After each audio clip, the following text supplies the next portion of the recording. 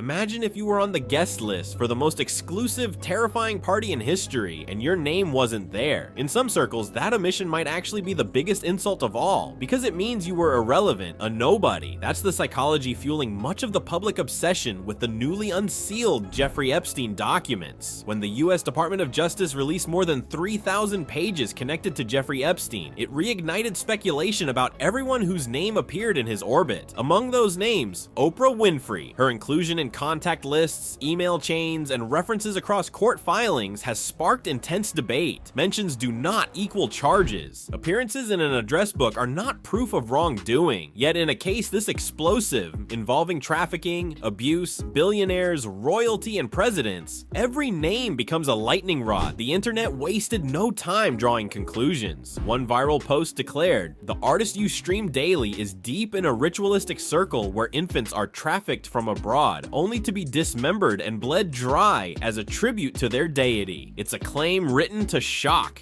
Graphic, theatrical, designed to provoke fear. Similar posts have circulated linking Epstein's network to occult rituals, baby trafficking, and blood sacrifices. These allegations are sensational, but they illustrate the level of distrust many people now feel toward elites. Epstein's sudden death in a Manhattan jail cell in 2019 only amplified that distrust. He had been arrested on federal sex trafficking charges and was reportedly facing immense legal pressure. Rumors spread that he was close to flipping, offering names and testimony against powerful associates. Then he was found dead. Officially ruled a suicide, the circumstances fueled conspiracy theories that persist to this day. Against that backdrop, Oprah's name appearing in Epstein-related documents ignited a firestorm. To understand the scrutiny, it's important to examine what those documents actually show. Oprah appears in contact lists and scattered correspondence. Critics argue that even being socially adjacent to Epstein helped normalize him. Emails in the files suggest Epstein was keenly aware of reputation management. He believed proximity to trusted public figures could rehabilitate his image after his 2008 conviction for soliciting prostitution from a minor. Some skeptics counter that email snippets can be misleading or fabricated, and that inclusion in an address book proves nothing beyond social overlap. In elite social circles, particularly among philanthropists and media figures, names often intersect without deep personal relationships. Still, critics point to timing. In 2007, Oprah launched the Oprah Winfrey Leadership Academy for Girls in South Africa,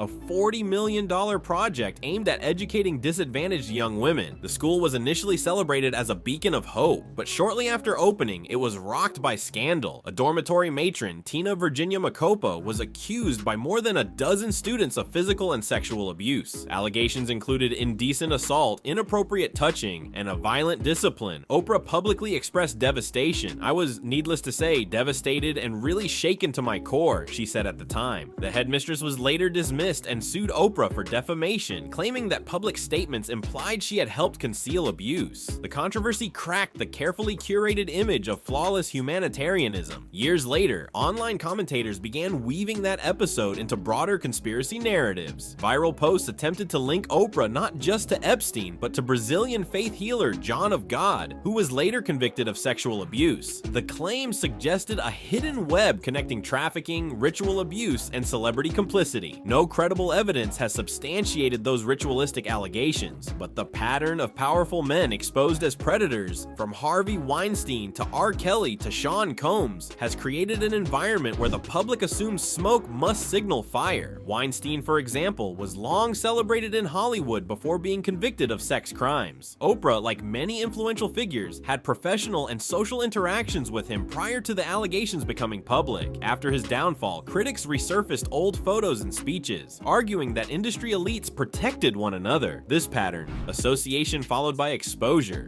feeds suspicion. When powerful people repeatedly appear near wrongdoing, even tangentially, public trust erodes. Epstein's ambitions extended beyond exploitation. Testimony from victims and former associates revealed a disturbing fascination with genetics and eugenics. According to reports, he envisioned turning his 33,000-acre Zorro ranch in New Mexico into a breeding compound where women would be inseminated with his sperm to produce numerous offspring. He reportedly spoke openly about creating a genetic legacy privacy. Emails in the files reference designer babies. Biohacker Brian Bishop contacted Epstein about funding a CRISPR-based embryo engineering project. Epstein also ordered large quantities of 23andMe DNA kits as gifts. In one email, Sarah Ferguson congratulated him on the birth of a child. Another message from financier Glenn Dubin referenced twin babies. The context of these communications remains murky, but they underscore Epstein's fixation on reproduction and genetics. The most controversial Oprah-related email involves Sarah Ferguson. In 2011, Ferguson informed Epstein she would be appearing on Oprah's show and anticipated questions about her debts and Epstein himself. She asked how he would like her to respond. Epstein allegedly provided suggested language, downplaying his past conviction as tabloid exaggeration. Critics interpret this as coordinated image management, an attempt to soften public perception on national television. Supporters argue that it simply shows a guest seeking advice before a media appearance, not Oprah herself participating in any scheme. The broader question lingers: did influential figures inadvertently help sanitize Epstein's reputation after his first conviction?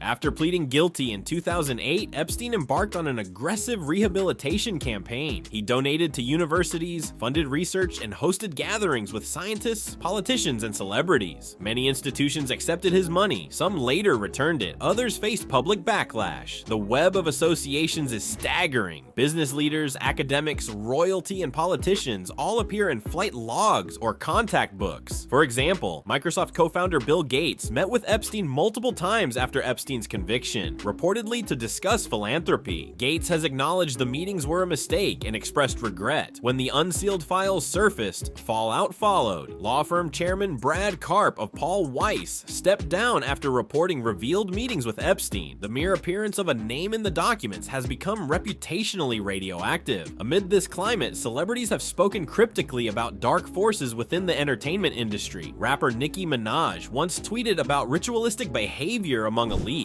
though she offered no evidence or specific names. Such statements fuel online narratives that Hollywood is built on occult practices and exploitation. Comedian Dave Chappelle has also referenced the pressures of fame. In interviews, he described walking away from a massive deal because he felt manipulated by industry expectations. He compared it to a salt trap used to capture baboons, a metaphor for temptation and control. While not directly tied to Epstein, his comments resonate with audiences who believe the entertainment system demands moral compromise. It's important to separate verified fact from viral fiction. Epstein was a convicted sex offender who trafficked and abused minors. He cultivated relationships with the powerful. He sought legitimacy through association. He fantasized about genetic legacy projects. Those facts are documented. What remains unproven are the more extreme allegations: ritual sacrifice, baby harvesting rings, satanic cults. No court filings substantiate those claims. As for Oprah, the documents show social overlap and indirect communication through mutual contacts. They do not show criminal charges against her, yet in the court of public opinion, proximity alone can be damning. The Epstein saga has exposed something deeper than one man's crimes. It has revealed how influence operates, how reputation can shield predators, how philanthropy can buy access, and how institutions often fail to scrutinize the wealthy. It has also exposed the fragility of trust. When elites gather in private jets, gated ranches, and exclusive conferences, the public imagines the worst. Secrecy breeds suspicion. Silence breeds theories. Perhaps the most chilling aspect of the Epstein case is not who was invited to the party, but how many people attended without asking why it existed in the first place. In the end, being named in a contact book may not make someone guilty, but in an era defined by institutional betrayal, every connection feels consequential. And for many watching from the outside, the question isn't simply who committed crimes, it's who knew and who chose to look away.